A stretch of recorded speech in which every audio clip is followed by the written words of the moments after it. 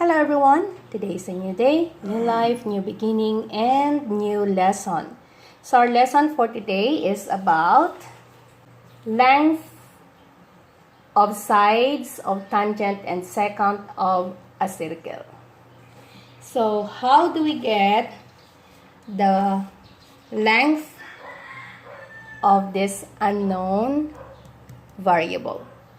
Okay, so we have 4 examples here. We will start with number 1. So we have tangent and secant. So how do we get the value of x?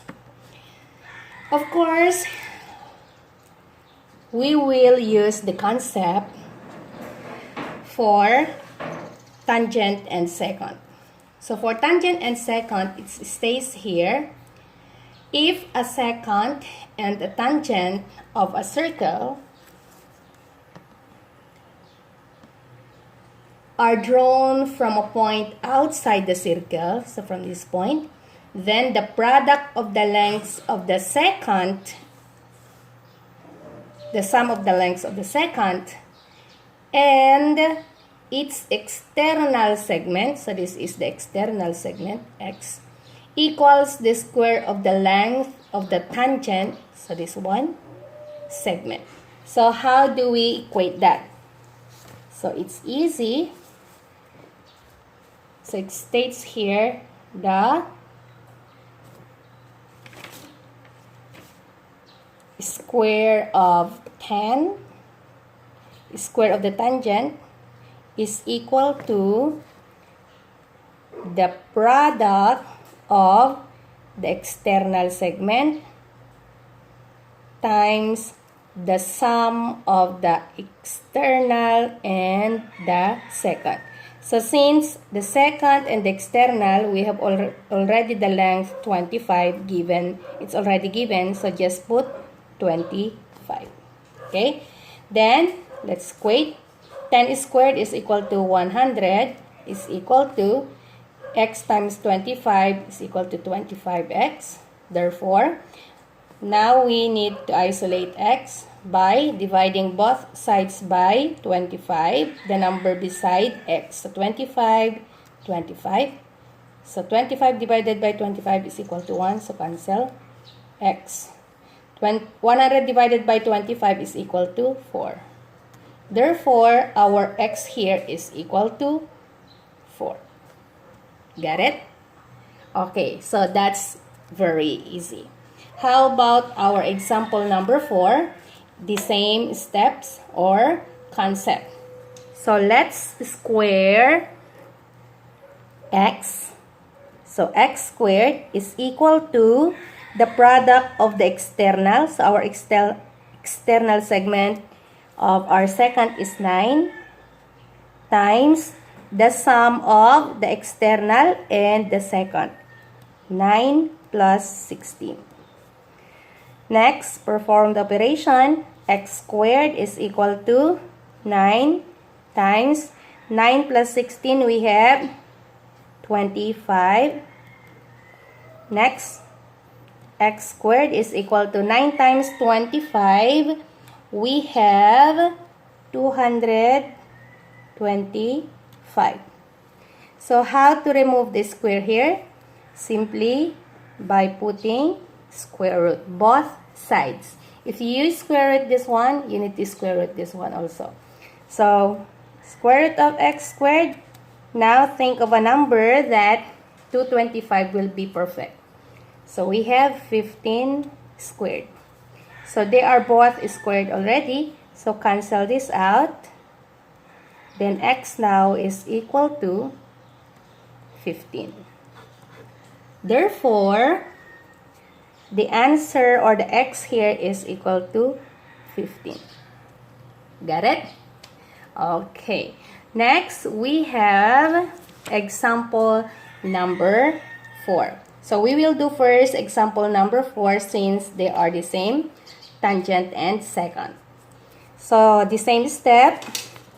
So square the tangent. So x squared is equal to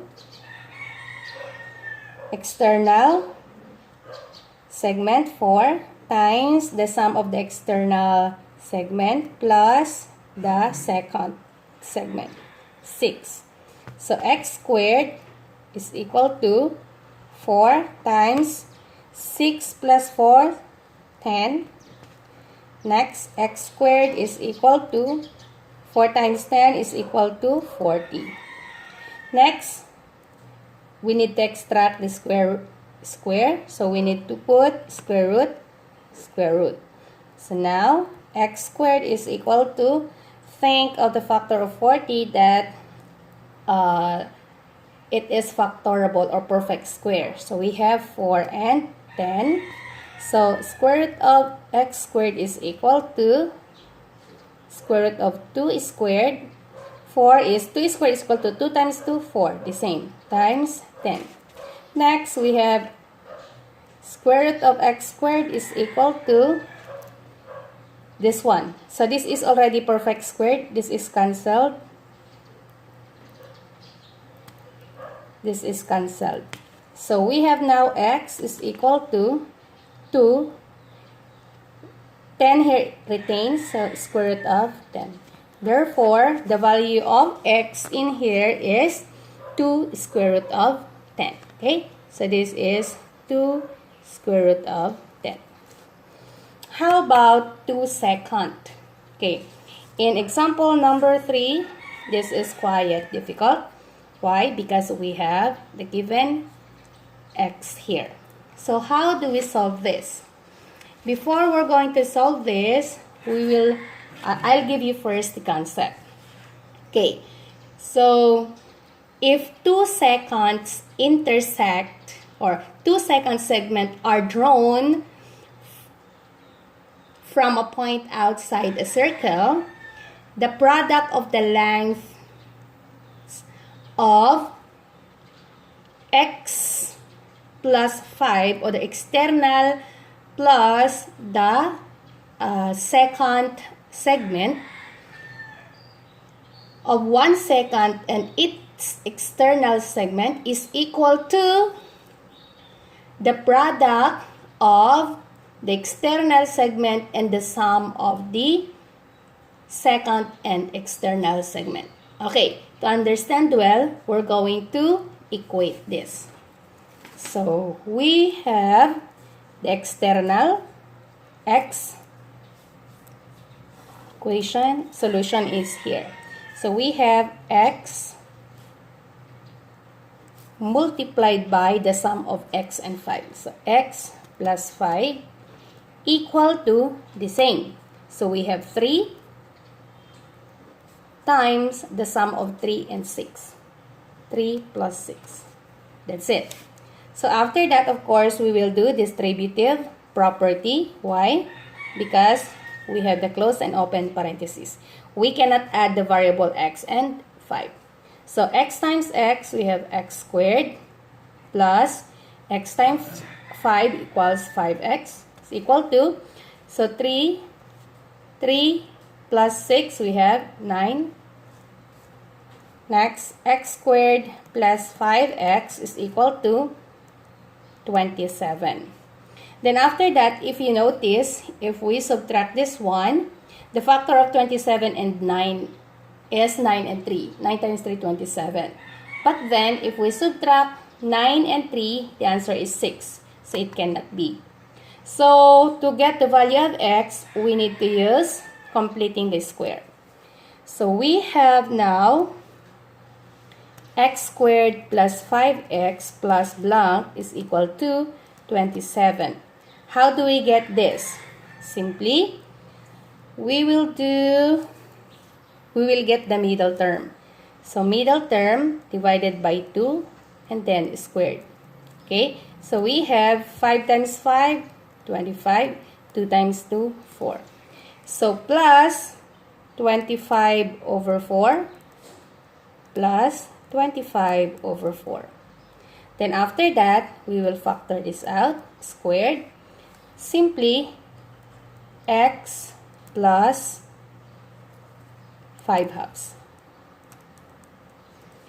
is equal to, okay, get the LCD, we have 4. So 4 divided by 1 is 4. 4 times 27, we have 108 plus 4 divided by 4 is 1. 1 times 25 is equal to 25. Next, x plus 5 halves squared is equal to 108 plus 25 is equal to 133 all over 4. Next, of course, we're going to extract the square root here. So square root. So we have now x plus 5 halves is equal to square root of 133 all over 2. Because square root of 4 is 2. And there is no exact square root of 133. So we can write this way. Next, isolate x. So x now is equal to, copy, square root of 133 all over 2. So if we transpose this over equal sign, change the sign, and then copy 5 halves. Okay? Since they are similar fractions, so just copy, or x is equal to square root of 133 minus 5 all over 2. So this is now our final answer. The value of x in here is x is equal to square root of 133 minus 5 all over 2. Okay, so that's how to get the length of segments on a secant and tangent. Okay, that's all for today. I hope you learned from this video and I hope to see you again. Thank you for watching. Bye and keep safe.